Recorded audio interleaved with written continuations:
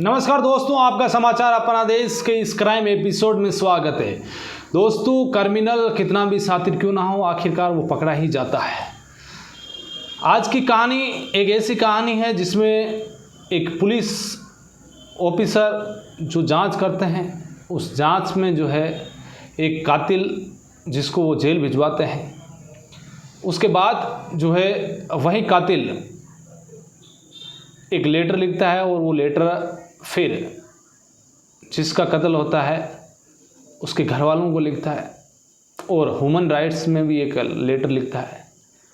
Human rights commission में वो एक लेटर लिख कर कहता है कि मेरे जो है मानवाधिकार, मेरे राइट्स, ह्यूमन राइट्स, उनका जो है हनन हुआ है।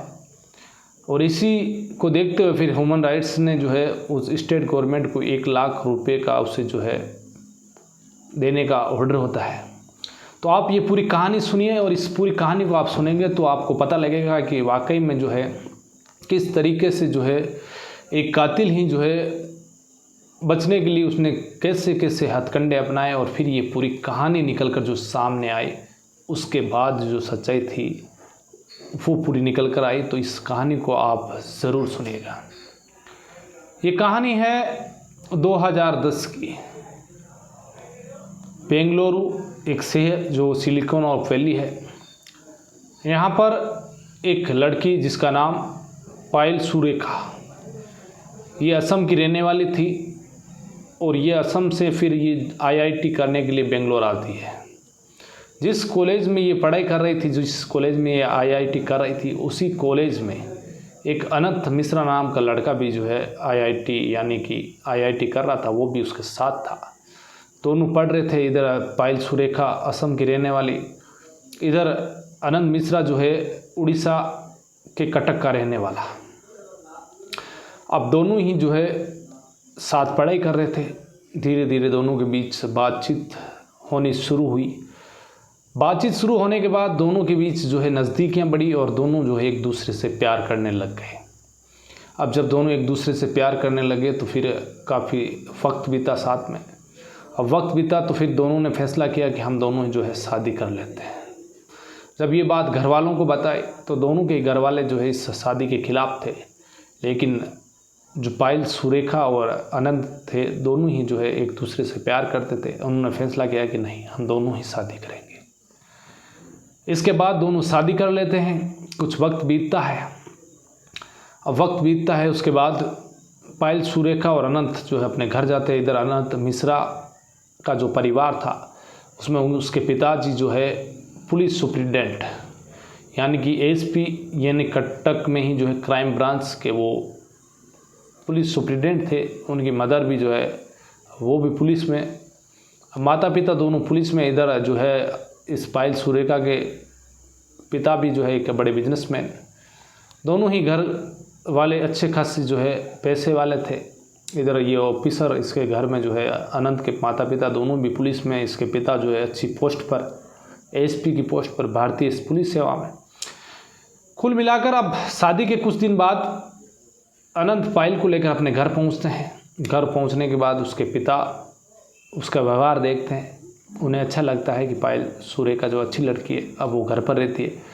अब धीरे धीरे वक्त बीता, क्योंकि पायल जो है एक अच्छी पढ़ी लिखी लड़की, आईआईटी की हुई। अब इसी बीच पायल को एक कॉल आता है, यानी कि उसके लिए जॉब का ऑफ़र आता है और उसको जो है बेंगलुरु के अंदर ही जो डेल कंपनी है, डेल नामी कंपनी है, कंप्यूटर इसके अच्छे आते हैं, इसके लैपटॉप वगैरह अच्छे आते हैं। डेल कंपनी मानी हुई कंपनी है। तो इस कंपनी में जो है उसको जॉब ऑफ़र आता है। अब इधर सास ससुर अनंत भी खुश कि चलो पायल सुरेखा जो है अच्छी कंपनी में जॉब करेगी, अच्छा पैकेज मिलेगा। तो अब खुश वो जॉब जो है, अब इधर पायल सुरेखा जो है जाकर कंपनी ज्वाइन कर लेती है। अब कंपनी में ज्वाइन होने के बाद अनंत भी जो है उसके साथ जाता है। अब कुछ दिन रुकते हैं। इधर अनंत ने सबसे पहले जो है वो जब उड़ीसा कटक गया तो वहाँ पर उसने जो है जिम का बिजनेस शुरू कर दिया। यानी कि उड़ीसा में ही जो कटक है, उस कटक में एक बड़ा जिम खोला। उसमें सारी फैसिलिटीज उस जिम के अंदर। अब उस जिम के अंदर जो है बड़े बड़े लोग आते हैं उस जिम में जिम करने के लिए। तो उसने सोचा कि एक जिम जो है बेंगलुरु में खोल देता हूँ, उधर उसकी पत्नी रह रही है तो मिलना भी हो जाएगा, उधर वो भी जो है बिज़नेस अच्छा इधर चल ही रहा है। तो वो कटक के अंदर जाकर एक जिम खोल देता है। अब इस जिम के अंदर वो खोलने के बाद सुबह शाम पायल को फ़ोन करता है, इधर कभी वो कटक आ जाता है, इधर कभी बेंगलोर चला जाता है। अच्छा बिजनेस, अच्छे पैसे वाला आनंद। इसी बीच 17 दिसंबर 2010 की बात है, शाम के समय में वो फ़ोन करता है पायल सुरेखा को, लेकिन सुरेखा कॉल अटेंड नहीं करती है। लगातार वो फ़ोन करता है क्योंकि हर दिन तो वो जो है सुबह शाम आनंद से बात करती है। तो आनंद को लगा कि यार आज पायल जो है फ़ोन नहीं उठा रही है, क्या चक्कर है। वो उस अपार्टमेंट में जहाँ पर रहती थी वहाँ के लैंडलॉर्ड को फ़ोन करती है कि भाई जाओ आप चेक करो। अब लैंडलॉर्ड जो है वहाँ पर जाता है, जाकर वो दरवाज़ा खटखटाता है, बेल बजाता है, लेकिन कोई रिस्पॉन्स नहीं मिलता। अब उसके पास ही डुप्लीकेट की थी। उसे जैसे ही वो दरवाज़ा खोलता है और सामने देखता है ड्राइंग रूम में एक खून से सनी हुई लाश पड़ी है, एक महिला पड़ी है। वो चीखता है, बाहर आता है और आनंद को फ़ोन करता है कि भाई ऐसा ऐसा मामला है। अब आनंद वहाँ की लोकल पुलिस को फ़ोन करता है जेपी नगर पुलिस स्टेशन। यहाँ पर जो उस दिन ऑफिसर थे, इंस्पेक्टर थे, अब वहाँ पर एक फंक्शन भी चल रहा था, कोई त्यौहार था या ऐसा ही था जो ड्यूटी लगी हुई थी। अब इंस्पेक्टर इधर मौके पर पहुंचता है, जिसका नाम उमेश, अपनी टीम के साथ। इधर अनंत, उसके परिवार वाले, उसके माता पिता जो पुलिस में है, वो भी इधर बेंगलोर पहुंच जाते हैं। बेंगलोर पहुंचने के बाद अब उसकी लाश को पोस्टमार्टम के लिए भेजा जाता है। इधर सारे सैंपल, फोरेंसिक टीम सैंपल उठाती है, DNA लिया जाता है। वहाँ पर जितने भी खून के धब्बे वगैरह सब उठाए जाते हैं। उठाने के बाद अब इधर असम से सुरेखा के माता पिता भी पहुंच जाते हैं। वो कहते हैं कि देखो हम तो इस शादी के खिलाफ ही थे, हमें हमारे दामाद पर शक है कि इसने ही जो है सुरेखा का कत्ल किया है। अब पुलिस का डाउट अनंत पर, क्योंकि पति ही सस्पेंस पहली बनाजर में। इधर पति से पूछताछ होती है, पति की लोकेशन देखी जाती है। उस दिन की लोकेशन 17 दिसंबर की, तो पता चलता है कि इसकी लोकेशन कटक में ही आ रही है। आस पड़ोसियों से पता किया जाता है। तभी अचानक जो है अनंत से पूछताछ होती है कि भाई बताओ क्या किसी से दुश्मनी थी। वो कहता है कि ऐसी कोई बात नहीं है। लेकिन तभी पुलिस कहती है कोई छोटी मोटी दुश्मनी बता दो किसी से हो तो, कहीं ऐसी बेंगलुरु के अंदर। तभी आनंद कहता है कि हाँ मुझे याद आया कि हमारा एक जिम है इसी बेंगलुरु के अंदर, और इस जिम के अंदर एक जिम इंस्ट्रक्टर जिसका नाम जेम्स रे है, उसे कुछ दिन पहले पायल सुरेखा ने जो है, मेरी पत्नी है, उसने जो है इसे जिम से बाहर निकाल दिया। वो जो है जो ये इंस्ट्रक्टर जो जिम में है जेम्स रे, ये जो है इसने पैसे वैसे की चोरी की और महिलाएं जो जिम में आती हैं उससे बदतमीजी की, इसीलिए पायल ने उसे नौकरी से निकाल दिया। इसलिए हो सकता है कि उसने बदले की भावना से कत्ल किया हो। अब उसके नंबर लिए जाते हैं। अब नंबर को पुलिस टटोलती है, उसकी डिटेल निकाल दी जाती है। डिटेल में जो है अब 17 दिसंबर 2010 की उसकी लोकेशन, जहाँ पर ये अपार्टमेंट था वहीं पर इसकी लोकेशन आ रही है। अब इधर गार्ड से पूछा गया तो गार्ड ने कहा कि बिल्कुल साहब ये अनंत नहीं था, कोई दूसरा शख्स था, मैं जानता नहीं हूँ, लेकिन जब पहचान लूँगा यदि सामने होगा तो। अब उसकी लोकेशन निकाली जाती है, उसकी लोकेशन आती है हैदराबाद। अब एक पुलिस की टीम बेंगलुरु से रवाना होती है, बेंगलोर से सीधे हैदराबाद पहुँचती है। अब उसकी लोकेशन थी, पुलिस के पास जाकर जेम्स रे को उठाया जाता है और जेम्स रे को लाकर बेंगलोर पुलिस अब उससे पूछताछ करती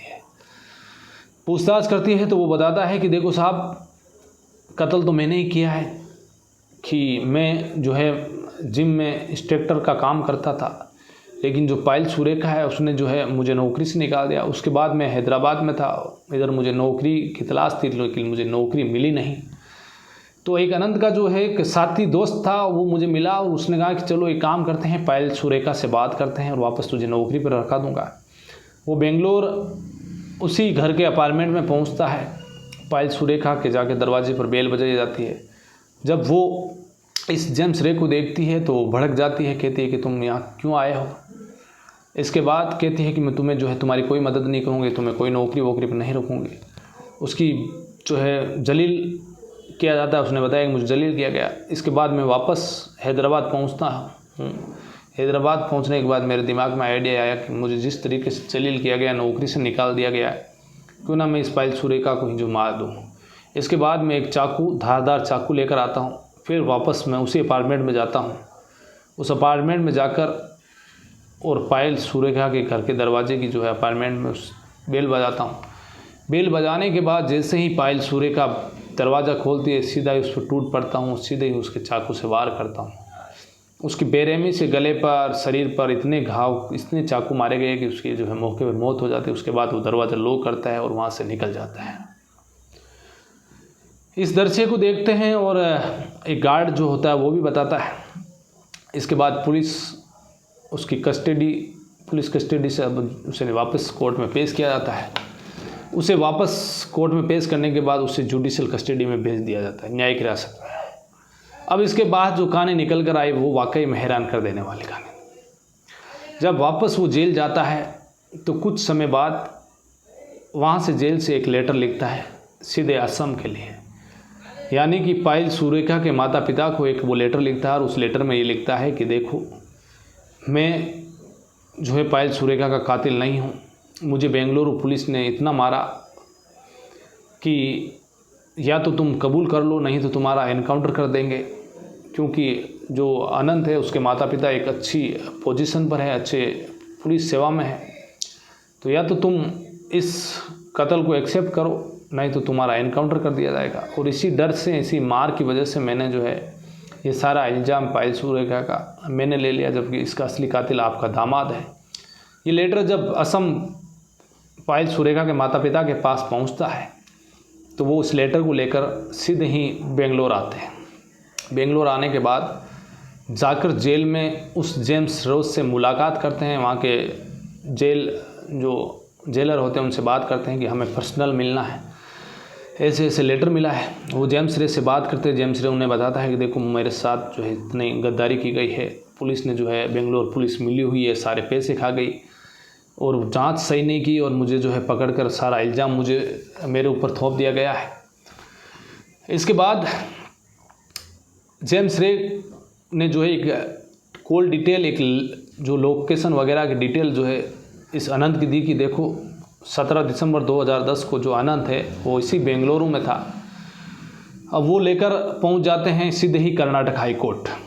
पायल सुरेखा के माता पिता उन्होंने जाकर एक एप्लीकेशन हाई कोर्ट में दायर करते हैं कि देखो कि जो बेंगलुरु पुलिस है उसने जांच सही नहीं की, जो असली कातिल है वो हमारा दामाद आनंद ही है और इस लड़के को, जेम्स रे को, ऐसे फंसाया गया है, तो इसकी जो जांच है सीबीआई से कराई जाए। कर्नाटक हाई कोर्ट इसकी सुनवाई करता है और 2011 नवंबर में जो है नवंबर 2011 में ये जांच जो है सीबीआई को ट्रांसफ़र कर देते हैं। यानी कि पुलिस की जो जांच है अब सीबीआई की टीम उस केस को अपने पास लेती है, हैंड ओवर करती है और फिर सीबीआई के पास ये केस आने के बाद अब सीधा ही सस्पेंस कि कहीं ना कहीं पुलिस ने जो है गलत जांच की है। इसमें जो है उमेश, जो इंस्पेक्टर जो इसमें आयो था, उसने हो सकता है कि पैसे लेकर इस जांच को बदला हो, इधर आनंद को बचाने की कोशिश की गई हो। अब सीबीआई की टीम जांच में लग जाती है। अब सारी जो है उमेश पर नज़र रखना शुरू कर देती है। उसके कॉल डिटेल खंगाली जाती है कि 17 दिसंबर 2010 के बाद से उसने किस किस से कांटेक्ट किया, इसके खाते में कितने पैसे हैं, उसके रिश्तेदारों के खाते में कितने पैसे हैं, वो तमाम जानकारियाँ सीबीआई जुटाने लगी, उस पर पूरी नज़र रखने लग गई। इधर अनंत पर, इधर उसके माता पिता, सारी कॉल डिटेल्स वगैरह सीबीआई एक एक बारीकी से जांच करनी शुरू कर दी। इधर वक्त बीत रहा है, 2013 का वक्त आया तो इधर जेम्स रे ने जो है ह्यूमन राइट्स कमीशन को एक चिट्ठी लिखता है कि मेरे जो है मानव अधिकार, मेरे ह्यूमन राइट्स जो है प्रभावित किए गए, मुझे मारा पीटा गया है, मुझे दोषी ठहराया गया है, मुझे जेल भेज दिया गया पुलिस ने जो मिली भगत करके पैसे खाकर, ये सारे आरोप लगाकर उड़ीसा कटक है वहाँ का ह्यूमन राइट्स को भेजते हैं। अब ह्यूमन राइट्स उस पर सुनवाई करता है और फिर ह्यूमन राइट्स कमीशन ने जो है 1 लाख रुपए का जो है स्टेट पर कहते हैं कि ये काम करो, आपने जो है गलत किया है, इसके ह्यूमन राइट्स प्रभावित हुए हैं, आप 1 लाख रुपए उसे जुर्माना दीजिए। अब 1 लाख रुपए उसे जुर्माना भी मिल जाता है। अब धीरे धीरे जांच, इधर जो उमेश था उसे प्रेसिडेंट मेडल मिलना था, उसकी सिफारिश की गई थी, लेकिन अब जब उसकी ऊपर सीबीआई का दबाव आया, उसकी जांच, उसका नाम आया कि एक आरोपी इसने जांच सही नहीं की गई, उसी सीबीआई भी जो है अब आरोपी बन सकता है, उसकी जांच सही नहीं है। ये तमाम जांच चल रही है, तो जांच चल रही है तो इसे प्रेसिडेंट मेडल्स नहीं मिलेगा। सारी चीज़ें इधर उमेश परेशान कि भाई क्या किया जाए। अब धीरे धीरे वक्त बीतने के बाद अब जो सीबीआई की टीम थी उसका दूसरी जगह ट्रांसफ़र हो जाता है। अब जो नई टीम आती है वो इस केस को हैंडल करती है।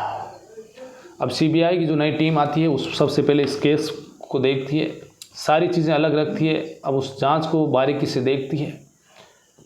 अब उस जगह पर जाती है, वहाँ पर पता किया जाता है कि जिस दिन इसका कत्ल हुआ सुरेखा का, उसके एक पड़ोसी था जिसका नाम रंगडू यानी कि रंगडू जो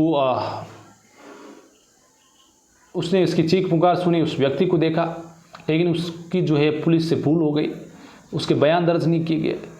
अब रंगडू सबसे पहले उस रंगडू का पता किया, सीबीआई ने समन भेजा तो वो बम्बई चला गया, लेकिन वो लौटा नहीं। इधर जब उमेश को पता चला कि भाई देखो कि एक रंगडू भी इसमें गवाह बन सकता है, विटनेस बन सकता है, आई विटनेस, वो खुद के खर्चे पर बेंगलोर पहुंचे उस रंगडू के बारे में पता करने का, लेकिन उसे उमेश को पता नहीं चला, इंस्पेक्टर को। वो वहाँ पर मैसेज छोड़ते हैं कि भाई जब भी आओ तो बेंगलोर आना, सीबीआई के सामने पेश होना।